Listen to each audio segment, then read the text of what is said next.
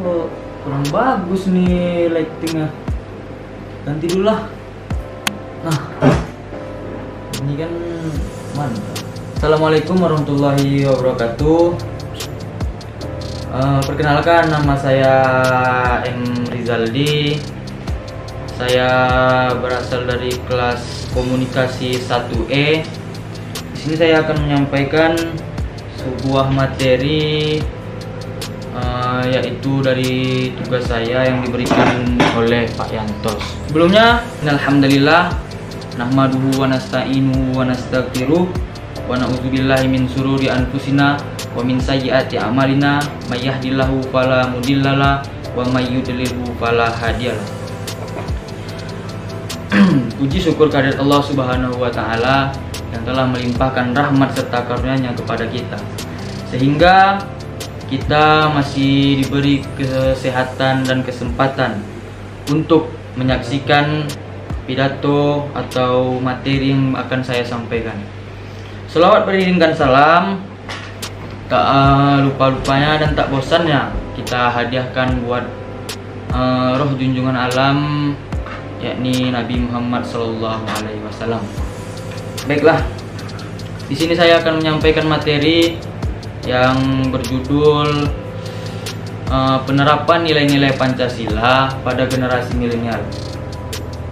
Pancasila merupakan dasar negara di mana di dalamnya mengandung arti yang begitu luas, sehingga Pancasila tersebut dijadikan pedoman serta landasan hidup dalam kehidupan berbangsa dan bernegara.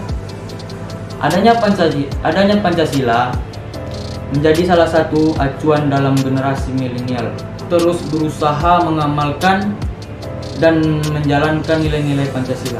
Namun pada saat ini telah kita saksikan begitu banyak generasi milenial acuh terhadap Pancasila, melanggar berbagai aspek yang terdapat dalam nilai-nilai Pancasila. Berkembangnya ilmu teknologi menjadi pengaruh terbesar dalam perubahan karakter dan juga tingkah laku generasi milenial. Akibat dari perkembangan ilmu teknologi tersebut, Pancasila kini sedikit demi sedikit mulai tergerus oleh globalisasi yang halnya terdapat situs-situs buruk seperti pornografi, seks bebas, dan dampak negatif lainnya, sehingga Pancasila tidak mampu untuk menahan dampak dari globalisasi ini. Generasi milenial adalah generasi yang tidak akan lepas dari yang namanya teknologi. Ketergantungan yang tinggi terhadap teknologi akan membuat generasi milenial hancur. Tergantung bagaimana generasi milenial tersebut bisa memakainya atau menggunakannya. Jika baik yang digunakannya, maka baik juga lah atau bermanfaat juga lah yang didapatkan. Tetapi jika sudah tidak baik atau sudah membuka sesuatu situs-situs yang tidak layak lah untuk ditonton, maka akan hancur juga lah generasi milenial tersebut. Baiklah, jadi di sini saya akan menjelaskan bagaimana cara penerapan agar generasi milenial ini tidak terjerumus kepada hal-hal yang buruk dari pengaruh-pengaruh internet yang banyak kita dengar sekarang. Yang pertama yaitu dari pendidikan di sekolah dan atau pendidikan di luar sekolah juga bisa. Pendidikan di sekolah, tentu di sekolah kita diajarkan bagaimana yang namanya Pancasila, tentu yang di pelajaran PKN.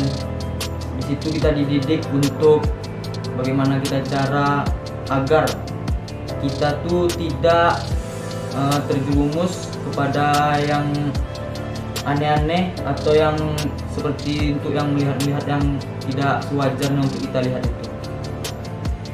Dan juga yang kedua yaitu melalui dari kajian-kajian Islami mungkin, seperti mendengar ceramah Ustadz Abdul Somad, Ustadz Adi Hidayat, atau ustadz lain sebagainya lah, kan banyak.